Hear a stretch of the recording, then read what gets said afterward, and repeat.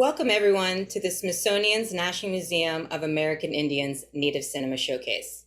I would like to gratefully acknowledge the Native peoples on whose ancestral homelands we gather, as well as the diverse and vibrant Native communities who reside here today. My name is Cindy Benitez, Program Manager at the National Museum of the American Indian.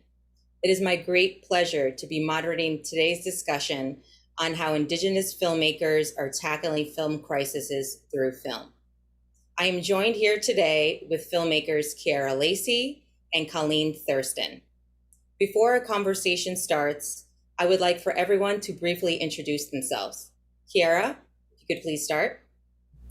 Aloha pumehana kako. My name is Ciara Lacy, and I am a Kanaka Maoli filmmaker, and incredibly honored to be in conversation with everyone today, particularly with my dear friend Colleen Thurston, who is an incredible filmmaker.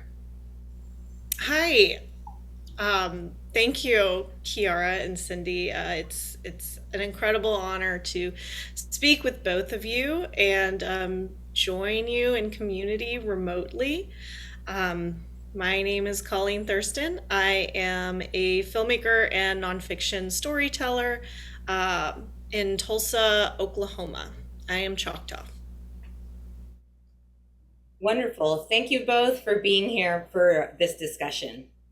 Now, both of you are known, your history is known for nonfiction documentary film works in both film and television. You have earned awards for your documentaries that cover sociocultural and economic instances and effects of Native peoples.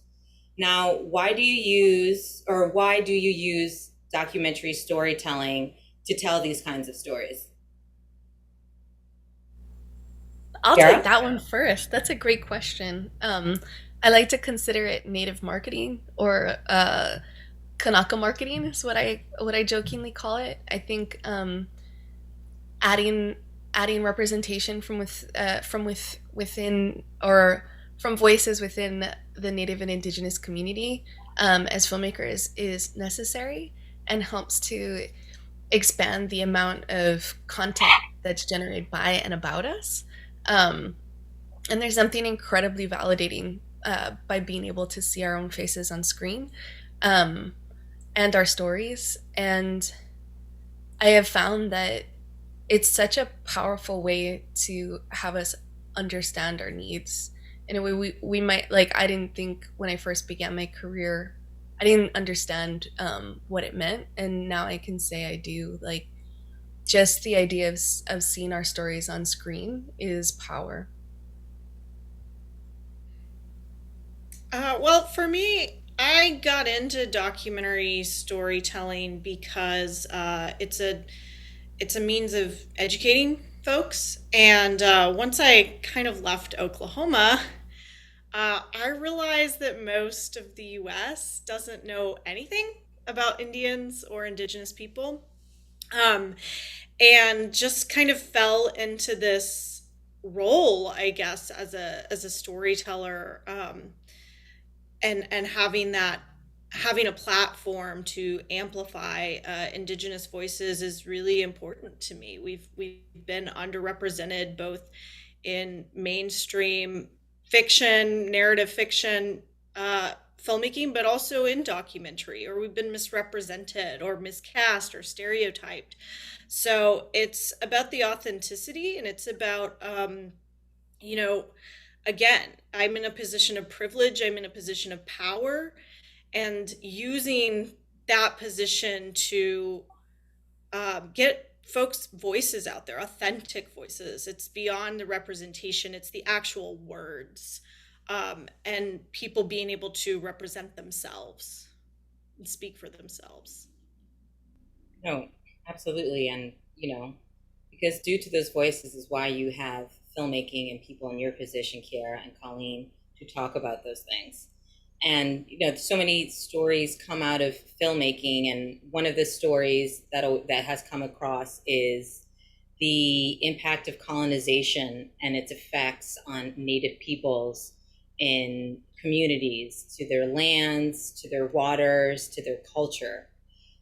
For you as Native filmmakers, women, and community members, on your own experiences, what has been the cultural and environmental destruction in your own communities, and the way that they're trying to preserve and protect that which has those that have lost?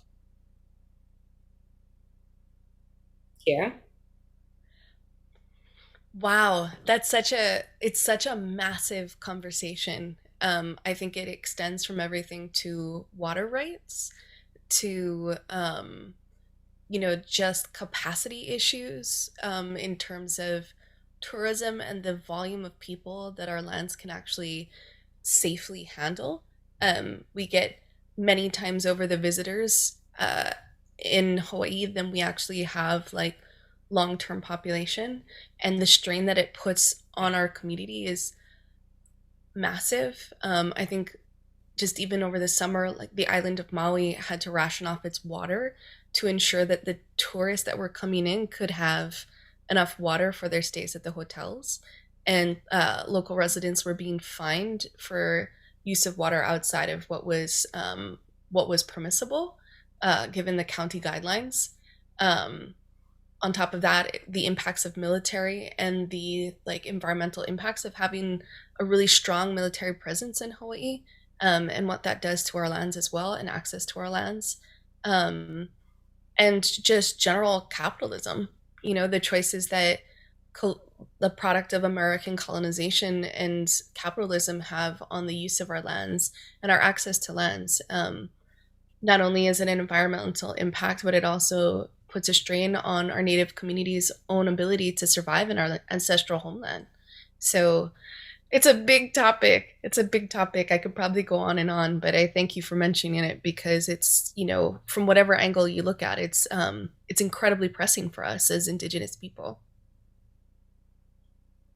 No, absolutely. And, we're in conversation like that to bring those out and to educate and empower people to understand what is really going on out in Indian country and Indigenous people. So, uh, Colleen? Yeah, well, as I mentioned, I live in Oklahoma. Uh, this film, Sardis, is based in Oklahoma. Oklahoma exists the way that it does today because it was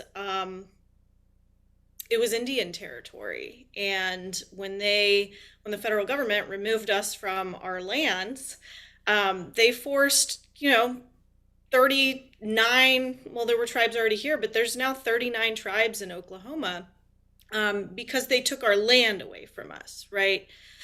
And guaranteed that Oklahoma would be ours forever. Indian territory would be ours. We would be sovereign nations in this place. Obviously, that did not happen. And it did not happen in part because, again, they wanted to exploit the land and resources.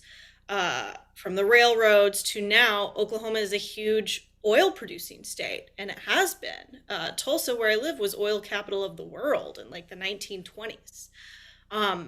So this state, we're kind of the opposite of where Ciara is in Hawaii, where you have the detriments of the tourism industry. People aren't really coming to Oklahoma for tourism, although they might now with reservation dogs and killers of the flower moon. But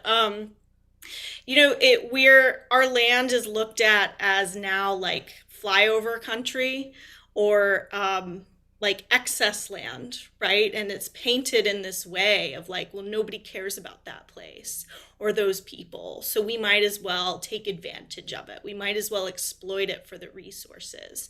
And of course, not considering what that means to people who were guaranteed this land and this water for eternity. Yeah, so it's but now we live in it.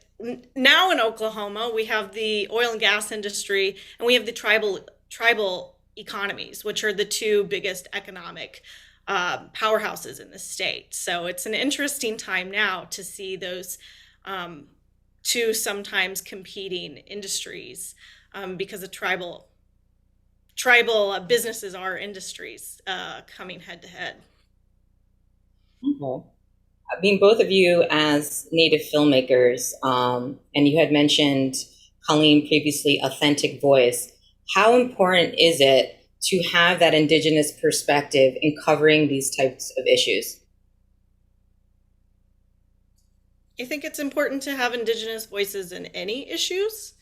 Um, I think because Native worldviews prioritize knowing your space, knowing your water, knowing your land, you can't tell any kind of conservation or environmental story without understanding the land.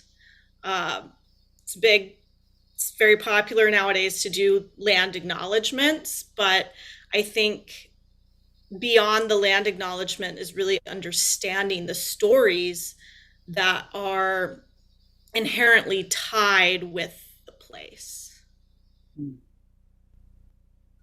I also, just to add on to what you're saying, Colleen, about worldview, and it's something I think about a lot. Um, I think as a Hawaiian, the idea of a collective worldview about prioritizing and valuing the needs of the community, alongside obviously the needs of the individual, but really holding true to the needs of a community and keeping that in mind is something I think that in the American infrastructure where the protection of the individual and the I has been held so tightly for so long, I think the idea of also thinking of our communities more on a collective level is something we need to shift towards. Because when we look at land management, resource management, and this, truly the survival of our planet, that's that's a shift towards a worldview priority that I think many Indigenous and Native peoples hold close to, and I think is a key to helping us figure out our survival.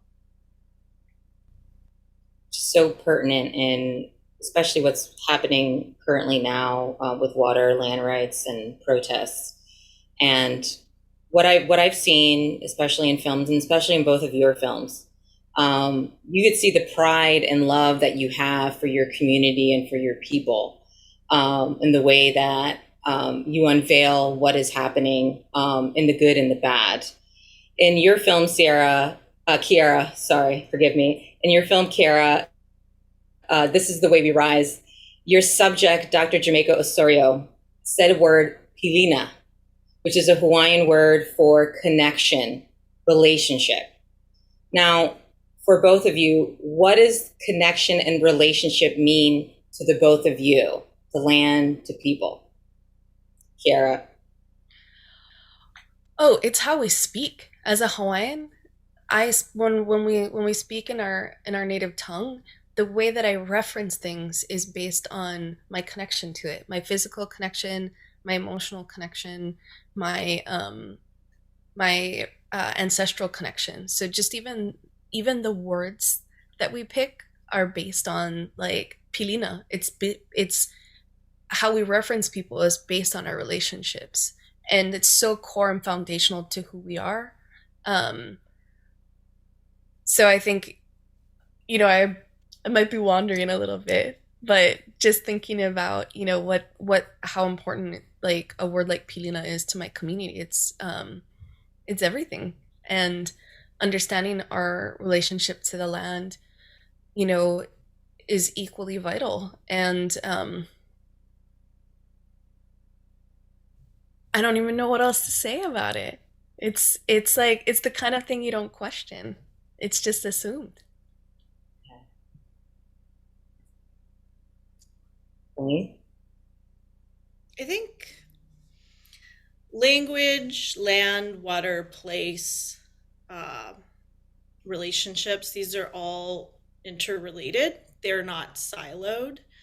Um, and for me, like the place that I'm from, the place that these stories come from is Oklahoma, which comes from Choctaw words. And being Choctaw, I'm very proud of that. Those are words that mean red people. So when we were forced to come here, when a quarter of our population was lost, um, and I'm speaking in the passive voice because that's how it's been ingrained in me, but it really is not passive.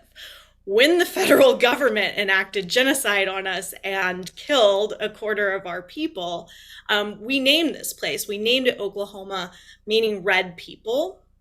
And I don't forget that. Like, this is our place. We share it because you can't own land in that way. But this place is for us, and it's for me in order to survive. Like, when my ancestors came here on the Trail of Tears, they did it for me. They did it for the next generations. And then they named this place so that we would have opportunity.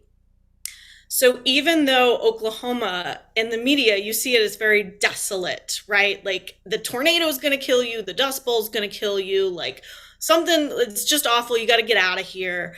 And that's what it's been painted as in this mindset. But for me, like, I would not exist if it wasn't for this place. And it really is a place of opportunity, even though maybe the majority of the world wouldn't see it that way. No, absolutely. The beauty of your direct connection to language and culture and how that's all intrinsically the one thing, right? And some of the stories that you guys cover, for example, what we're showing this year at Native Cinema Showcase, Sardis, your film, and Ciara, This Is the Way We Rise, as documentarians going in and documenting these subjects, these issues, do you find it more difficult to remove yourself from what you're seeing, what you're documenting as a Native person, or do you just disconnect and just keep going with the story?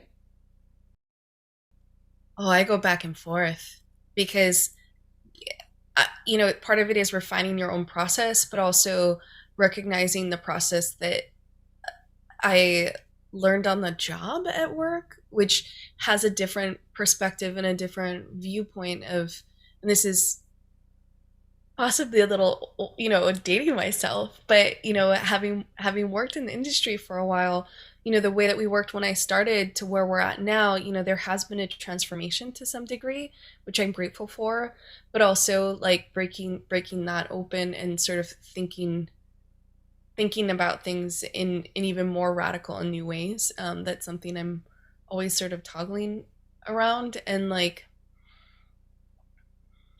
yeah, just trying to get my head around how to improve the process. I think that's kind of where I'm at, but I'm not sure if I answered your question properly. No, you did. You did. Eileen?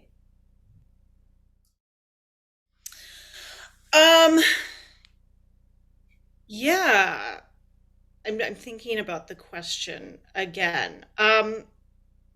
I personally don't believe in objective storytelling when it comes to documentary.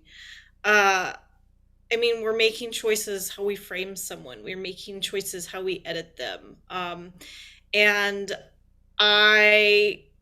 we're making choices what points of views and perspectives we're including or not.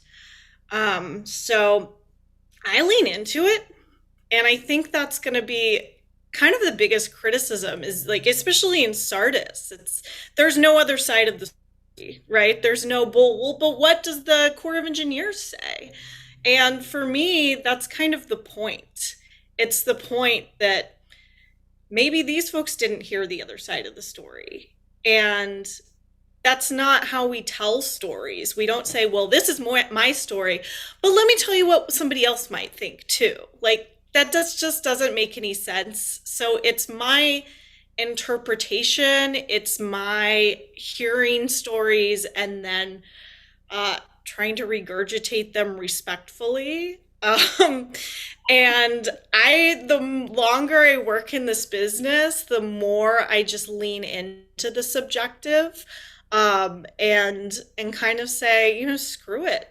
Like, if people don't like that, then they can go watch something that is quote unquote fair and balanced, because there's been a lot of fair and balanced quote unquote material that really has never been fair or balanced. No, it's throwing out the old ways of documenting what Native people are, the anthropological version of, teepees, black and white, weaving rugs. Not that they're not beautiful, but they're not what's happening now in modern times. So to see that evolution and see Native people kind of taking that voice and taking that forward, it's been refreshing and I think long overdue for Native filmmaking in general. Now, do you think that film is an important tool in preserving and protecting these Native communities that are affected environmentally and culturally? How do you think film can be that tool, a catalyst to change? I do think it's essential to creating or putting out a viewpoint that other forms of media or other media outlets might not be might not be advocating, including sharing all of the above. So I think having the Indigenous perspective is vital for is just vital for the cause overall. Absolutely. Yeah, absolutely. Film can preserve and protect.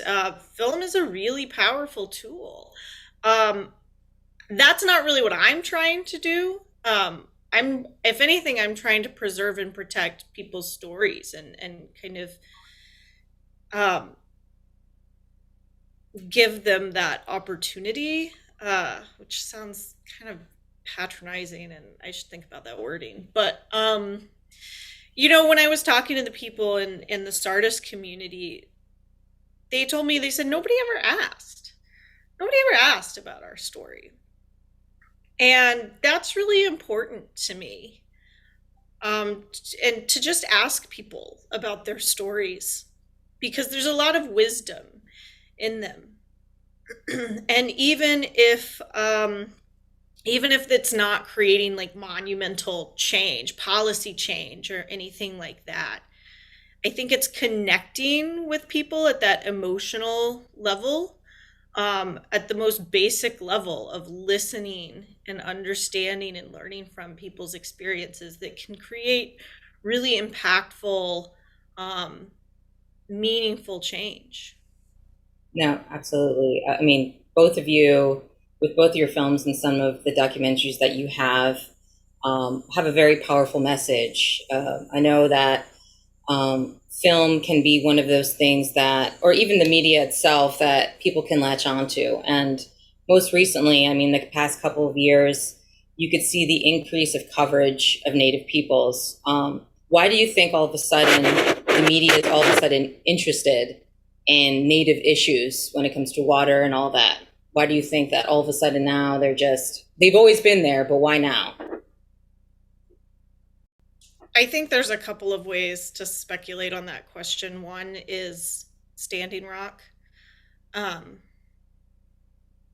there's been a sort of quote unquote democratization of media because of social media, and we saw that action with the water protectors at Standing Rock, where the mainstream media might not have been covering this action, but there was so much action on social media from Native activists that the mainstream media could not ignore it anymore. And then it seems like they realized, oh, well, we haven't been covering Native issues, but guess what? People care when we do. Haven't seen a lot about Line 3 as much in the news. I feel like that was a big, like Standing Rock was a big point, and then it's like, well, we're not going to cover everything else because this is happening way too often. Um, but it's diversity is in, right? And I think people, gatekeepers in media, are always kind of looking for like the next big story to sell. Which for folks like me, that's great. I'm glad that you're here to listen. But we need to make sure that this is sustainable and it's not just a trend. And we need to stop using words like diversity, right? Because we're just people and we all have different stories and we all have different perspectives. And maybe we should just look towards each other for and hear and learn about each other. Yeah, just to add to what Colleen had commented about, the hope is that this isn't cyclical. And it's not to say that there haven't been flashpoints in history where Native and Indigenous stories hit a critical mass in national media and international media. Um, my hope is that this shift is something bigger, and seeing Native and Indigenous stories in a documentary, news, and then also a narrative space find their ways out into bigger platforms make me optimistic that this might be a stronger hold than other times. And I agree.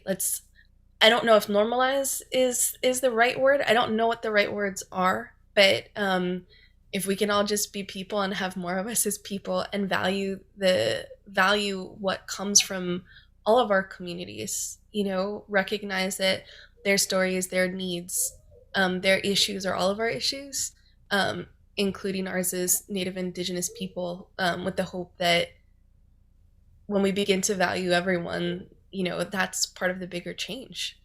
That's the fair and equitable society we hope for.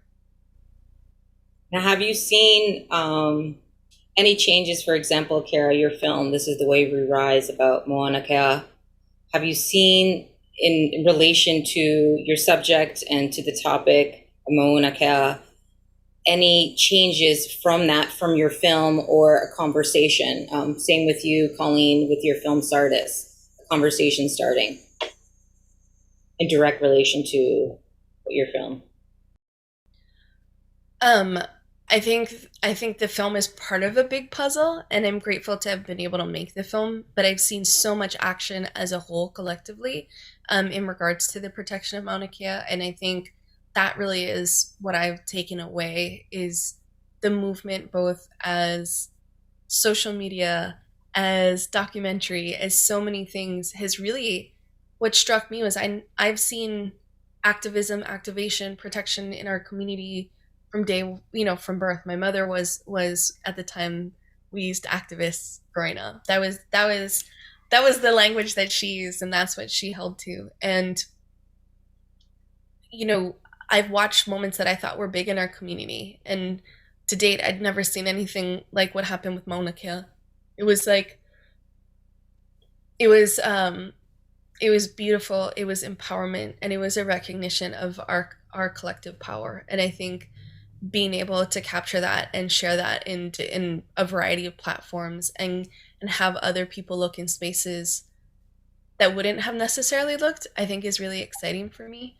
And so I think with this film specifically, just adding to the places that our communities needs are reaching is what's exciting to me.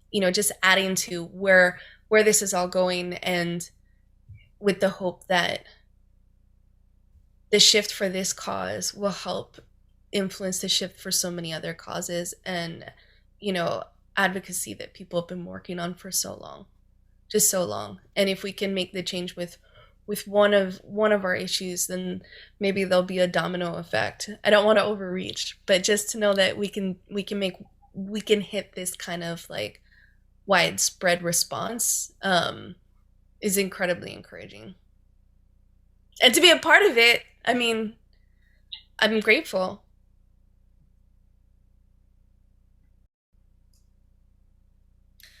I don't think I've made any waves with this film, but maybe a tiny one. Uh, we did one in-person screening in Oklahoma City at Dead Center Film Festival, and somebody asked a question.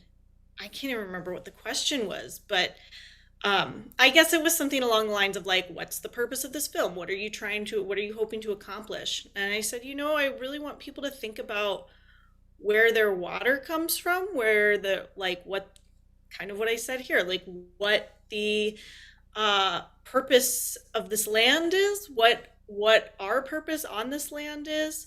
And Sardis Lake, this film is a very small part of the story, but Sardis Lake was dammed, and there were almost a decade worth of litigation involving the water, which was going to be sold to Oklahoma City. The water downstream of Sardis Lake and the Kaimishi River is going to be sold to Oklahoma City. It has been sold.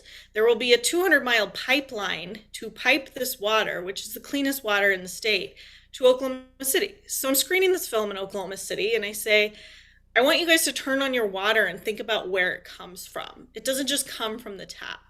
Think about who it's impacting. And I guess that's kind of the takeaway that I would like people to think about. It's like, when you turn on your water, do you know where it comes from? Who has been impacted by it? These dams, these lakes have been built throughout the country. There's a million of these stories that are just like Sardis Lake. And I'm working on a larger piece. It's a larger documentary. Sardis is a bit of the story. But it really examines the history of resource exploitation within the Choctaw Nation. And I'm hoping, if anything, that Oklahomans can know more about this history, because it's not talked about. There are activists working to protect this water, and they're not making the news.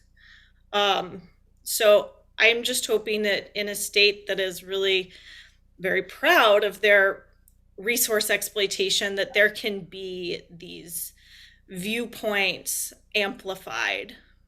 We're almost in closing, but do you guys have any comments that you'd like to make before we end this? Anything you would like our audience members to know?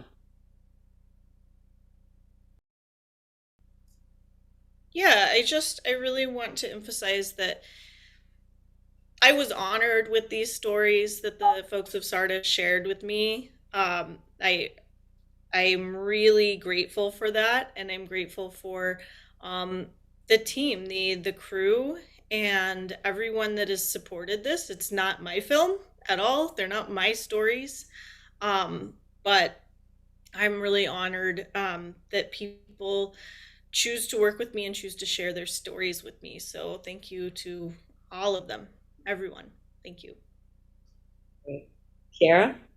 And just to add to that, like at the end of This Is the Way We Rise, we heard Jamaica say that, when a Hawaiian writes a poem, it belongs to whoever you're writing about. And I think that's true of all Hawaiian intellectual property, all Hawaiian art. Who it's made for is who it belongs to. And, I'd like to think that this piece belongs to the Lahui, our Hawaiians, and what we're hoping to achieve collectively.